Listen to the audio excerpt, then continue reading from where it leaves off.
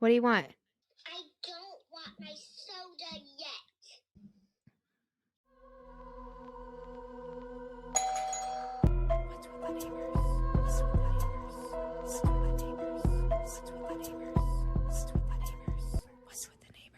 Cat.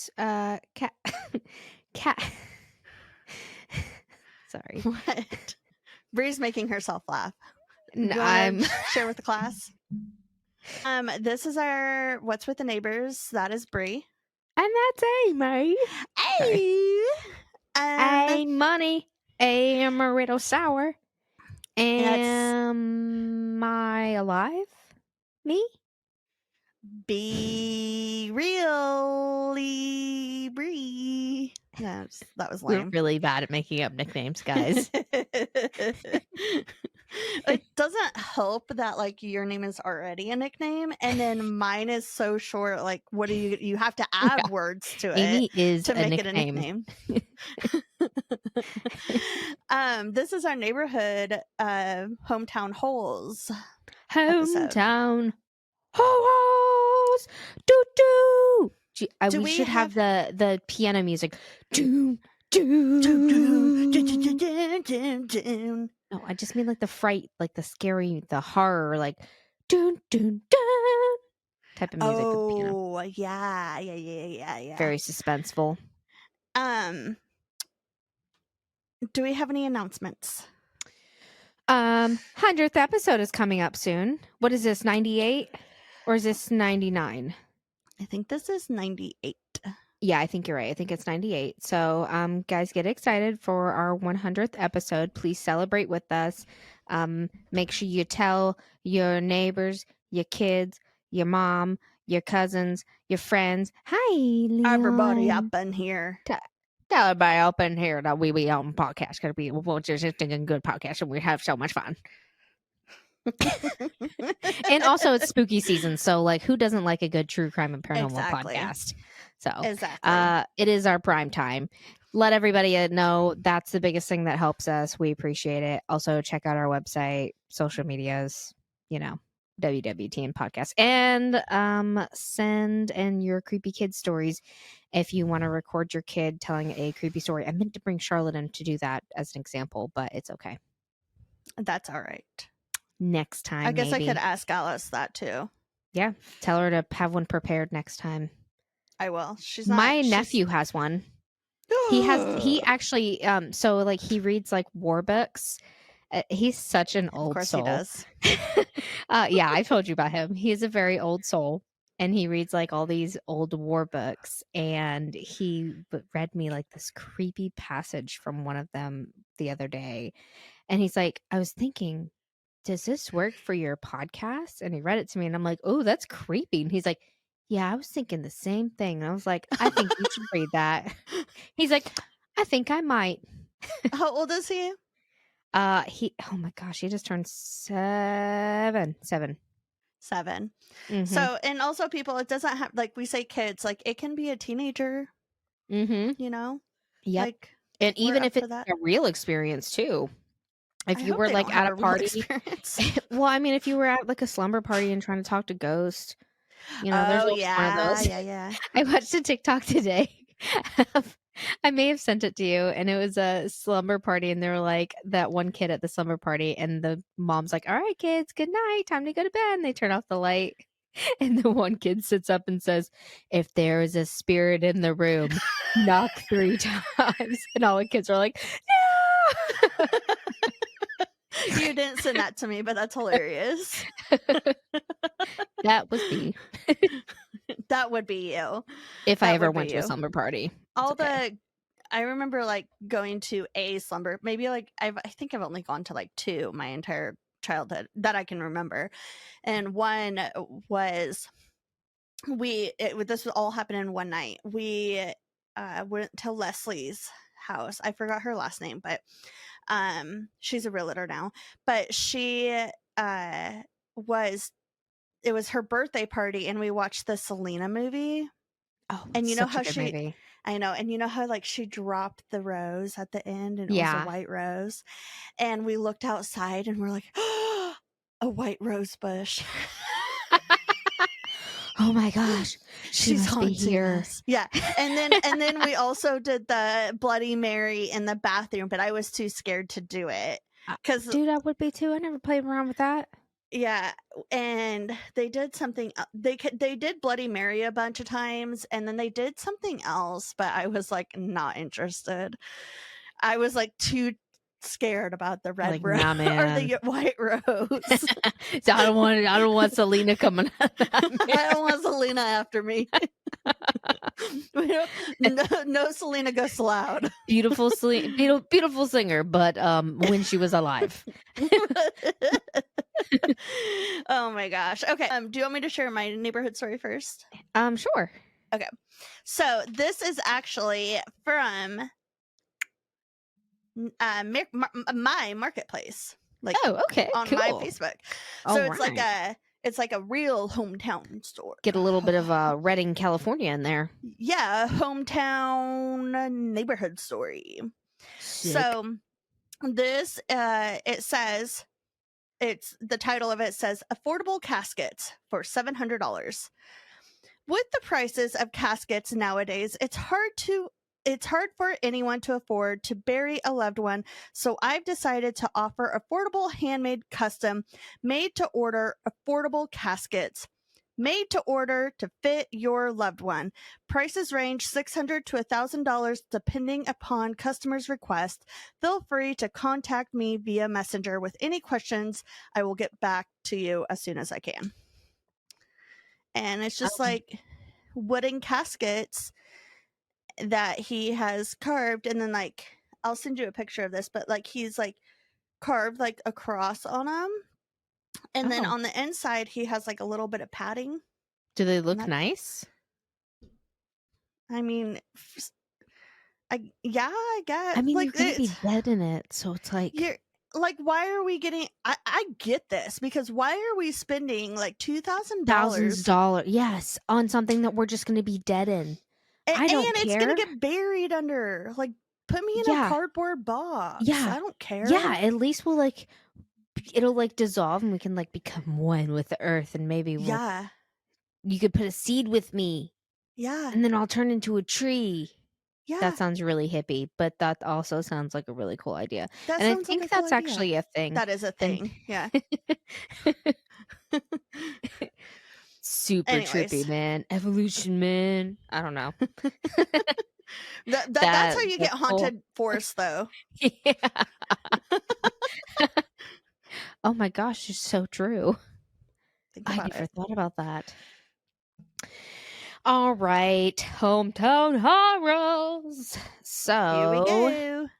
since I left off the last time we did hometown horrors, I started reading all of the Oh, that tons of girl's. stories from that. Yeah, Was it H? from one of our listen. Yes, we're just gonna call her what the H.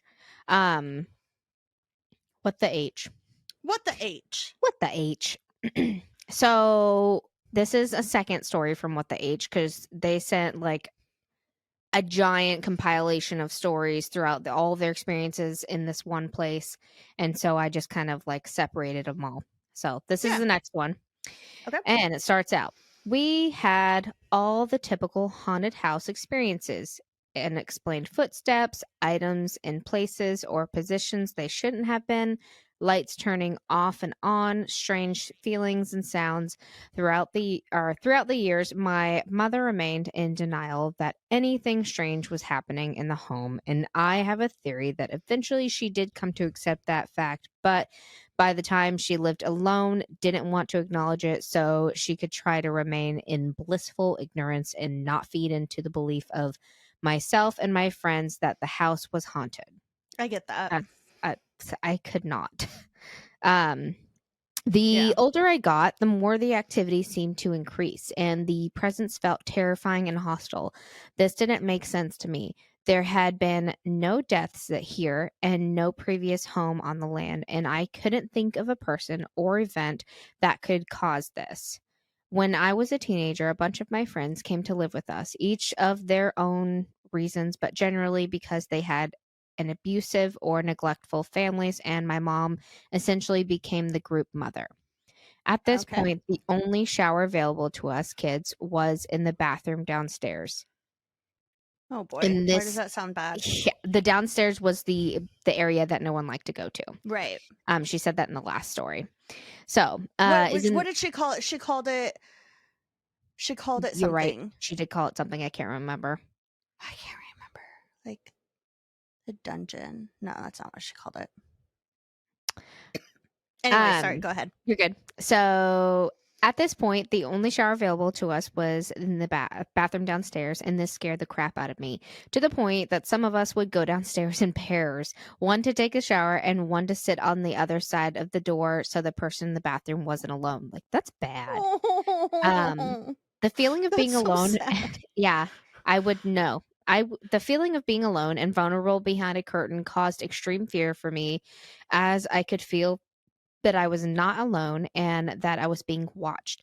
My best friend, who we'll call friend A, and I were very comfortable with one another and would frequently enter the bathrooms to get something when the other person was showering. On one Right. occasion, I went downstairs to take a shower while she stayed upstairs with her boyfriend. Another friend who also lived in the house and frequently had experiences of his own.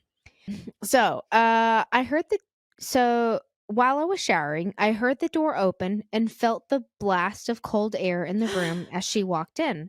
I could feel her presence on the other side of the curtain standing in the room. I said something to She said it her. was her. She said it was her friend. She believes it's her friend. It's okay. Her Okay. friend Okay. was Okay. upstairs that she knew of though, and with her boyfriend. Okay. Okay. I said something to her and got no response, but shortly after the feeling and cold temperature went away and I knew I was alone again. Once I finished and I returned to the group upstairs, I made a comment about her ignoring me and everyone looked confused. "What do you mean?" she asked. "I've been up here the whole time." The other Don't friends mess with confirmed me. this was true. Friend A and I were the only girls, and neither of the guys would have walked in as I was showering. Right. Who was in the bathroom with me? Oh And that my is gosh. the end of that one. H, are you okay? I know, right? Thank you, H. Oh my gosh. Yep. Nope. That Nope. stresses me out.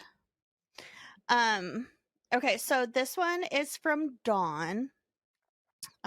Dawn is actually my I don't even know what he is. He's my grandfather-in-law. Is that a thing?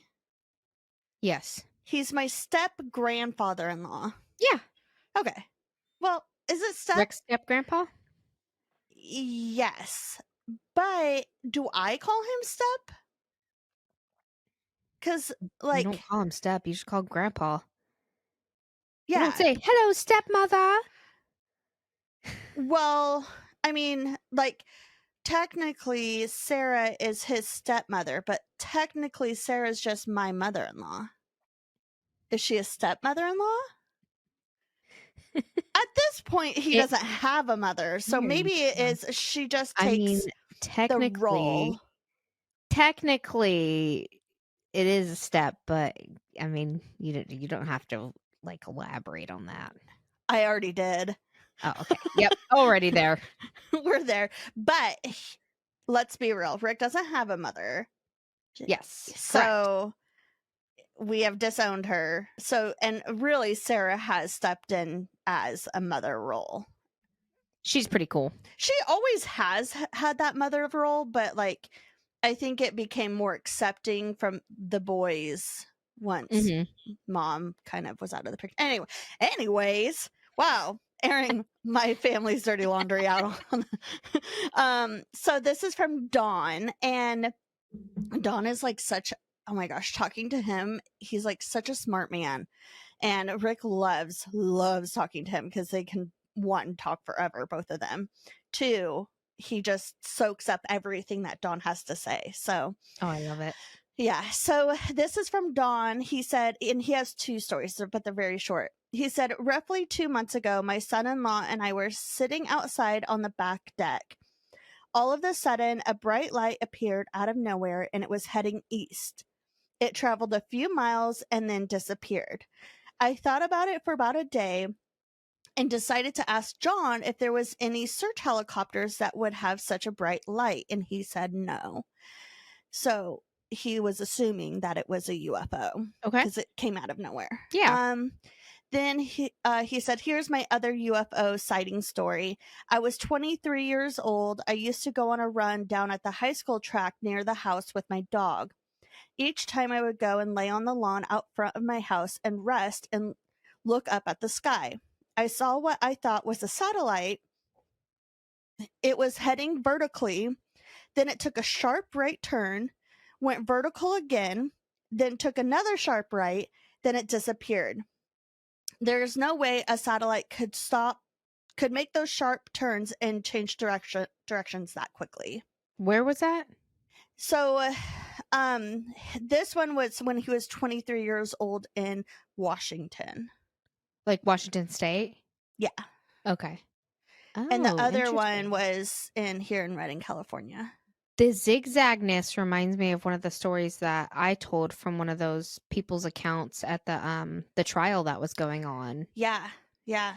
So you had a UFO this story this time and last time. Yeah. That's cool. Yeah. I had quite a few stories. So I don't know. That's crazy. Yeah, I guess they have a lot of weird things that they've seen out where they live because they're more rural. Yeah. So, yeah. That's very cool. Nice. And Yeah. California is such a like hot spot for UFO sightings too. Apparently. Huge. Yeah. That's awesome. Cool. Yeah. Very cool. Well, thank you. Thank you. Don. What's his name? Don. Okay. Cool. Thanks, Don. Thanks, Don. Thanks for joining us today. Well, thank you for joining us. And up next, Bree is going to share another hometown haul. All right. Coming to you from my basement, I have another one in Charleston because I'm going there soon, and I was excited to see that this was a thing. So I've been here several times. It's a big tree, and it's called Angel Oak. And it's like the biggest tree, the biggest and like the oldest tree, like on that side of the Rocky Mountains or something.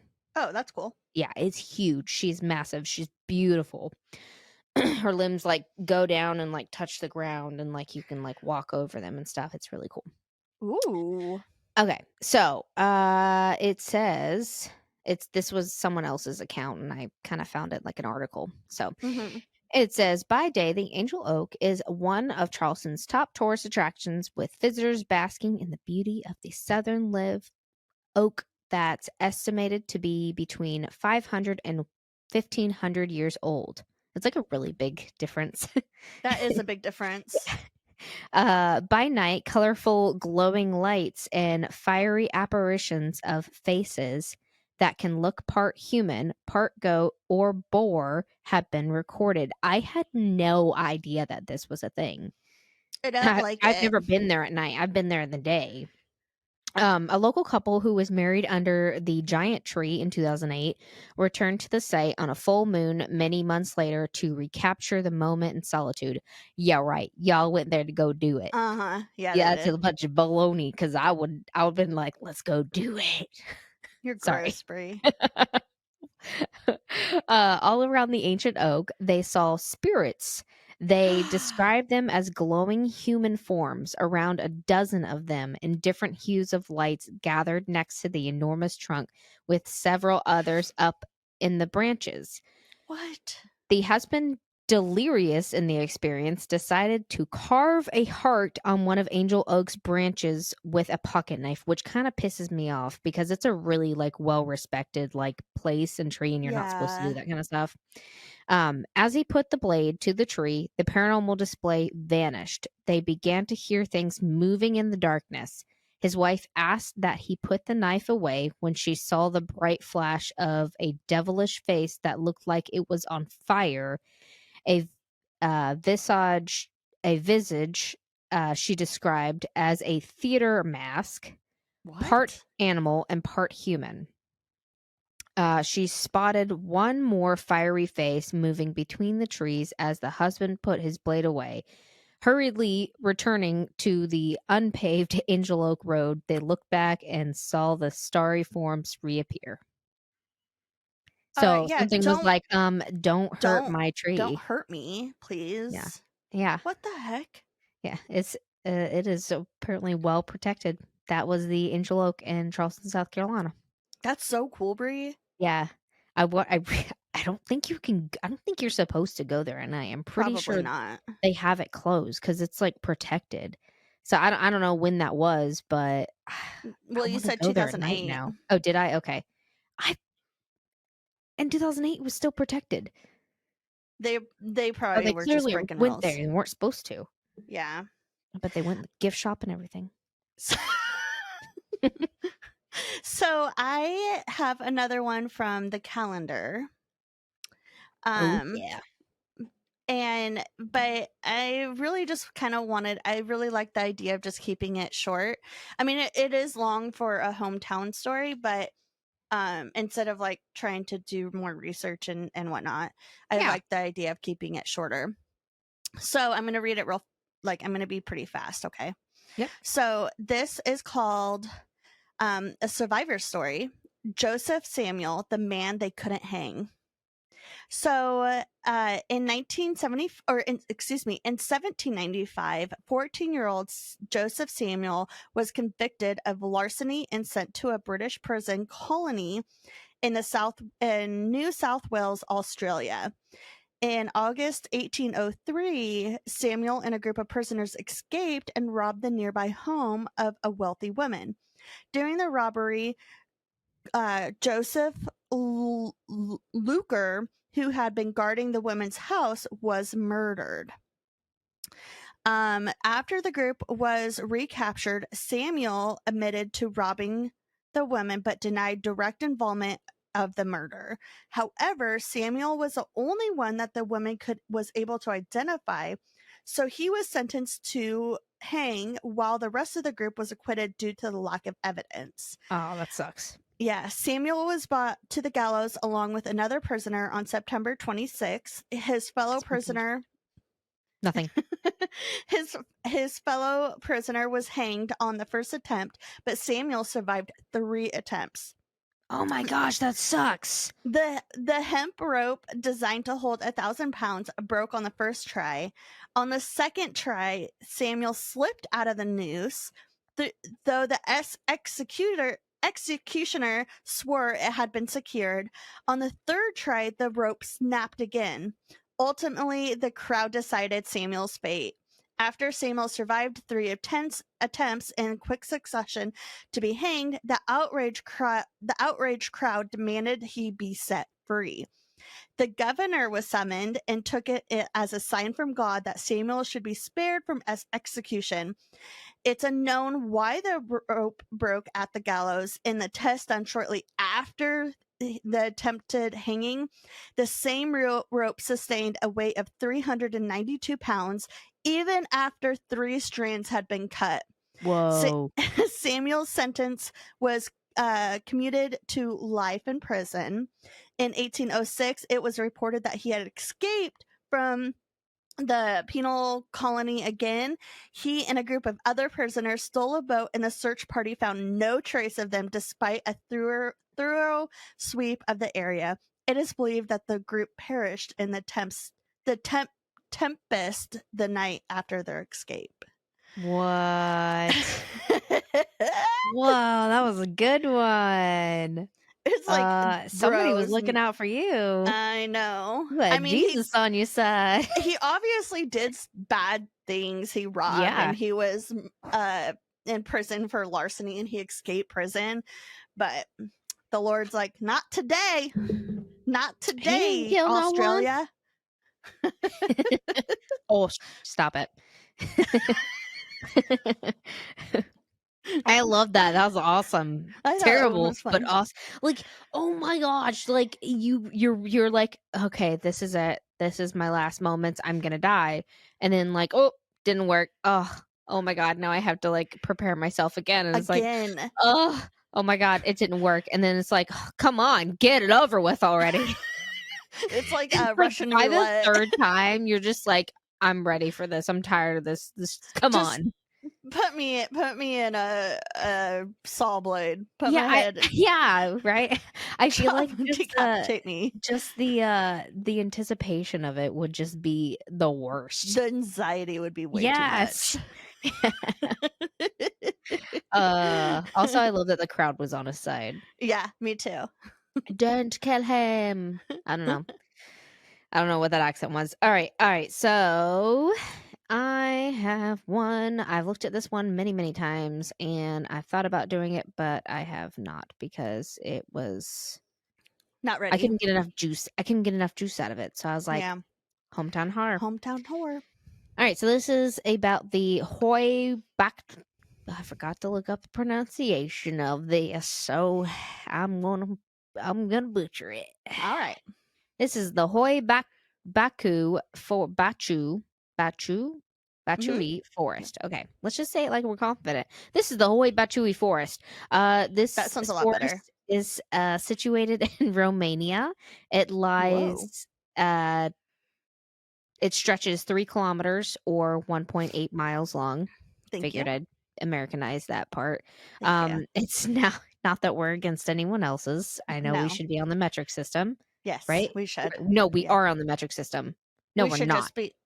we should just be doing what the rest of the world is doing. Yeah, let's not act like we're smarter because I'm not. We're not. Sorry. This is not a smart podcast. This is No. just. We're this not is a smart. I'm not a smart man.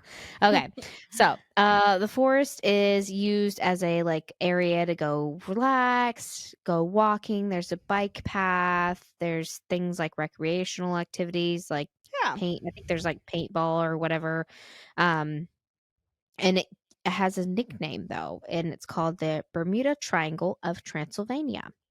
The forest gained its name from when a shepherd went missing in the forest. Like a Like a person, Okay. flock of sheep.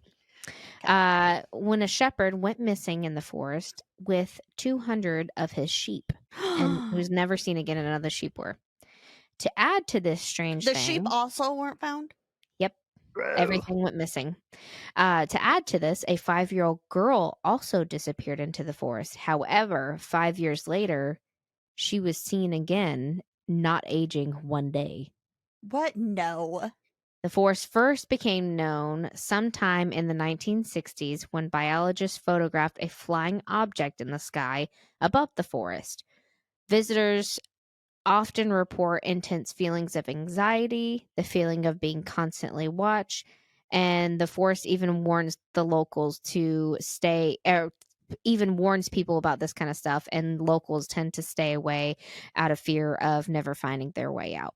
What? And it's not like uncommon to see like UFOs around it too still. I don't like that. Yep, that was short, but that is the Bermuda Triangle of Transylvania, the Baku Forest.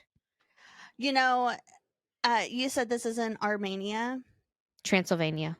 Transylvania. It's like right outside of Transylvania. It's in Romania. Romania. So is that the same as Armenia? No. No. Romania. Why are we talking about things that we don't know? Because we sound really stupid sometimes. I was just gonna say, because if it is, because the Kardashians are part Armenian, and so No. maybe Not the same. But I was gonna say, Romanian. they were the same, that's where they go, and they like they Just go in actually the live forest. go in the forest, and that's how they keep their looks young. Like but a it's fountain of actually- youth. Yeah, but it's actually just A shit ton of plastic surgery and Botox. yeah. Romanian. Yeah. Okay. So this one is from Caleb. I wanted to what? You said that like you had an attitude about Caleb. This one's from Caleb. So I don't know why I said it like that. So I knew of this story, but I didn't want to write it. I didn't want it, like I wanted it to come from someone else. And I knew that this young man went to school with this person that the story's about. And so I was like, yo, can you write a little blurb about this? And he's like, yeah. So he does not listen to our podcast, but it's fine. He was happy to share, and I don't know if he wrote it. Let me see if he wrote it in here. Yeah, okay. So I'm not going to repeat what he said because he says it in the story. So thank you, Caleb, for sharing this with me. After a 7-month investigation, Macy Sylvie was arraigned today on August 23rd. So like this literally just happened 2 days ago. Okay. For kidnapping and murdering her 2-year-old daughter back in January of this year. So this is what happened. Back in January, Macy was so depressed because her baby daddy was in jail and didn't call or try to reach out to Macy or their daughter during Christmas. In January, Macy deliberately left out prescription medication she stole from her mother and left it on her daughter's bedside table. Macy was living with her parents at the time, but her parents were also working very hard to keep the household running. Macy told the police that during that day, she stopped her daughter from playing with the open prescription bottles and threw them away. She then told the officers that when she caught her the second time, she force-fed the medication to her 2-year-old daughter. Oh my gosh. I know. In a later interview, she redacted that statement and said that she attempted to remove the medication from her mouth. So it sounds like she's not being she's taking back what she's saying. So right. Changing her then, story. yeah, then she told the officer she gave the 2-year-old part of a Xanax and then panicked and told their housekeeper she was going to take the baby to the hospital. She then got on the phone with her mother, and her mother was begging her to take her to the hospital. Instead, Macy drove out to Oak Run, which is about 30 to 45 minutes away, and sat in the car for about a half hour and for about an hour and 20 minutes, hoping that the Xanax would wear off. She then started driving back to town, realized that her daughter was unresponsive, so she called 911. Officers and paramedics met with her halfway back to town, rushed her to the hospital where the doctor declared the 2-year-old dead. An autopsy report came back and showed that she had ingested 15 different prescription medications. God. And her official cause of death was an overdose. Macy was asked by investigators to come in for a lie detector test. She instead wrote a suicide note on her phone and left her phone for her family to find. She bought a burner phone under her friend's name, skipped town for a few months, stealing someone else's identity. She eventually came back in July and talked with detectives and was arraigned today for kidnapping and murder. Kidnapping and murder with intent of poisoning her daughter. I went to school with this girl, so it was so weird how you think you know someone and she ended up being a murderer. Thanks for letting me share. Did you go to school with this person? No, I didn't. She was 20. She's 21. And she's a coward. Yeah, 1,000%. Oh, you idiot. Yeah. That poor baby. What is this, Casey Anthony? Basically. Oh my gosh. Isn't that so sad? That is so sad. That poor baby. That poor family. That poor family. That's all I think about. Like, I never feel bad for the mother or, whoever did the murdering. No, you think about the people that are left behind. The dad that, sure, he was in prison, or in jail. Maybe he couldn't call or whatever. Maybe he was in trouble. He'll never see his baby again. The parents that are caring for them. Ugh. And I'm sure the parents are going to get like crap for it too. But like, they can't, like, it's not their fault. They didn't put the prescription bottles out. She told them what she did. You idiot girl. Yeah. So. Oh my gosh. That's so sad. I know. Thanks, Caleb. Yeah, thanks, Caleb. All right. What's your last one?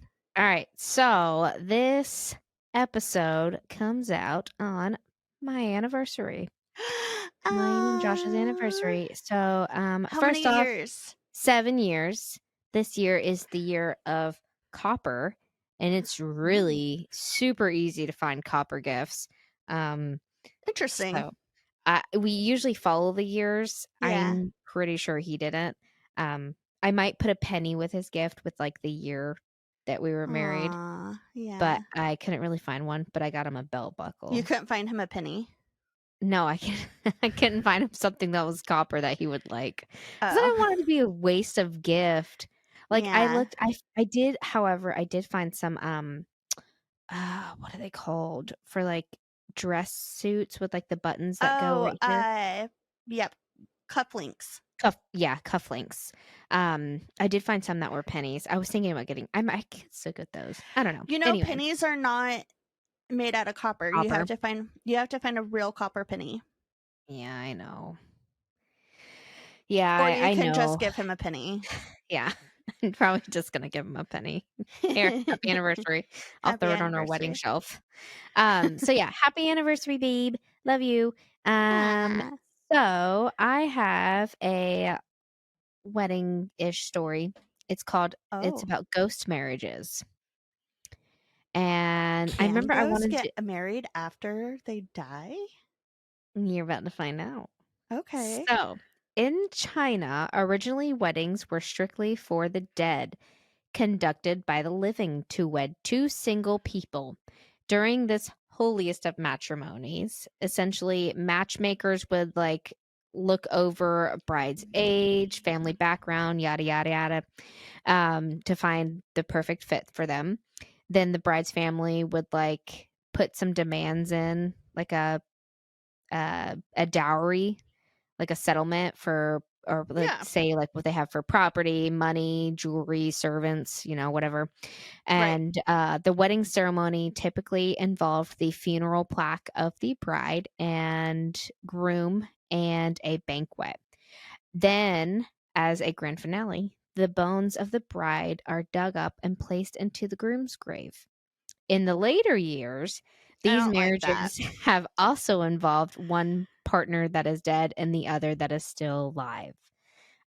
Performing the rituals typically in secret, I guess. In addition, Why? yeah, like it's a thing because it's such a like. I'll second. Okay, sorry. You're good. In addition, an alarming amount of reports, sorry, of grave robbery. Why can't I talk? I don't In know. addition, an alarming amount of reports of grave robbery Uh-huh. and even murder have also surfaced in Chinese culture. So here's why. In Chinese culture, it used to be like an embarrassment. I don't know if it still is. It used to be like an embarrassment if the daughter was unmarried and she wouldn't be allowed to live at home. Like think about Mulan, like they were like she was a Yeah. disappointment to the family because they couldn't find Right. her like a man, whatever. Yeah. Now we're like with the normal times and women are like super empowered and it's like I don't need no I man. don't need no man. In 2015, it was reported that 14 female corpses were stolen in one village in Shanxi province. The grave robbers made money off all the corpses, so they're like selling these corpses. To who? I guess maybe people who want Who are brides. I have who? no Okay, idea. so they would marry these dead bodies. Yeah. Yep. Hey, you know But like, what what? if they're already I married? bet they never talk back. Yeah.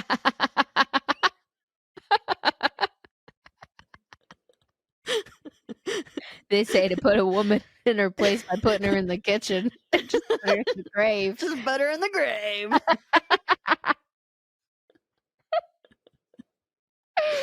Oh, guys, I'm just kidding. Shut up. It's fine. All right. Sorry. It's fine. Okay, get it together. Okay. So, I guess ghost weddings serve as a form of emotional compensation for bereaved relatives also. And according to cultural beliefs, many Chinese people believe that more misfortune will be brought upon them if the dead's wishes have not been fulfilled. So hosting a wedding is a means to like pacify the dead, essentially like continuing their lives in the afterlife. Okay. So, yeah, that is ghost marriages in China, and it is still a thing clearly. So, yeah. So, I don't think it's as big of a thing. I don't know if it's like I'd imagine it's probably kind of like frowned upon, so I don't know. so this is my take on it. Is if it's still like more of a thing now, and the daughter's like super empowered, and she's like, "No, I'm never getting married," and then she dies, and her parents are like, "Ha ha, sucker, you can get married now." He could marry me over my dead body. Okay. Bet. Oh my gosh, that can get really creepy really fast. Yeah. Ew. Okay, so this is my last Hey, do story. you think that the groom got a boner? Godfrey.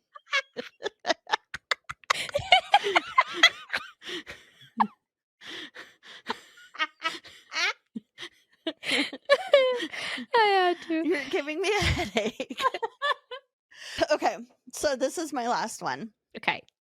So, Joshua Dobson, 18-year-old, was arrested in July near Manchester in the United Kingdom on suspicion of vehicle theft, driving without a license, and leaving a gas station without paying.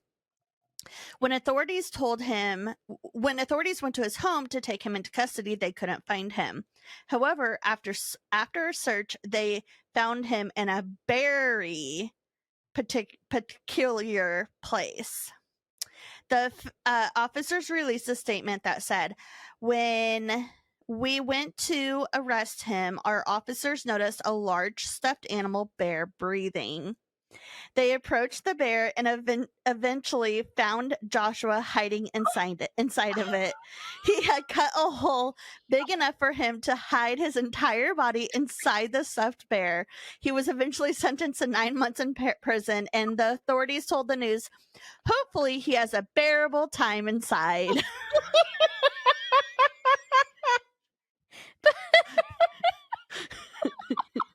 He he tried so hard. He tried so hard. I kind of feel bad for him.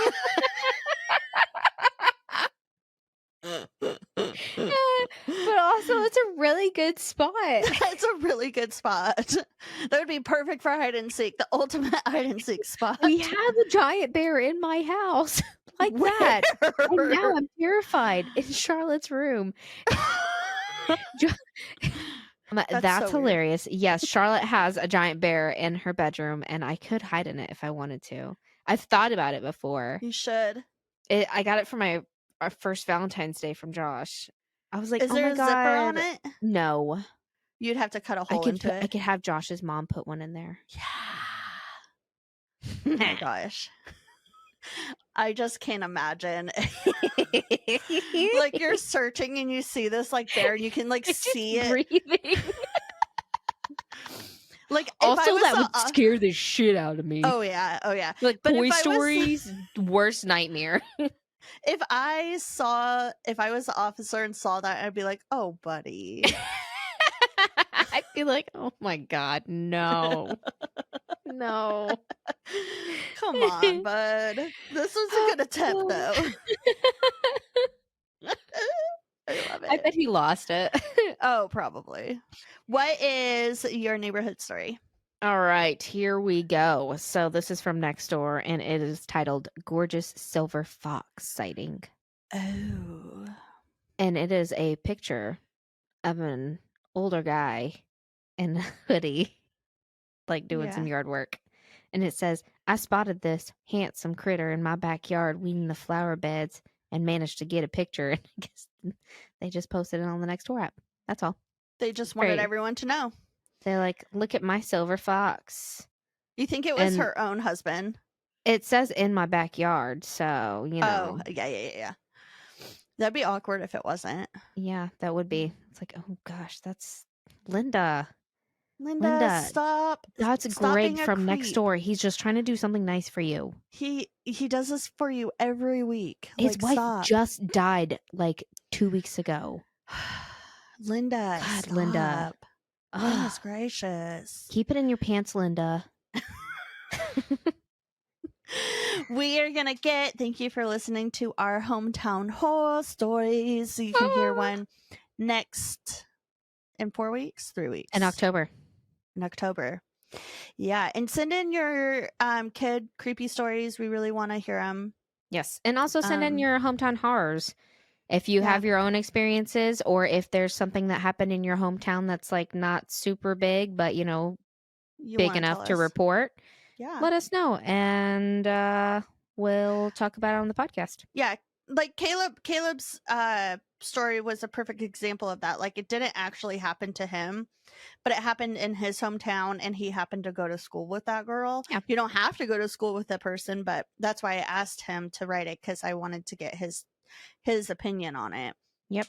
Or it could be your own personal experience of something. Or if you know something that's someone's that blah, blah, blah, blah, or if you know someone that's had something happen, let them know and be like, hey, you should send in your story to wwtnpodcast@gmail.com.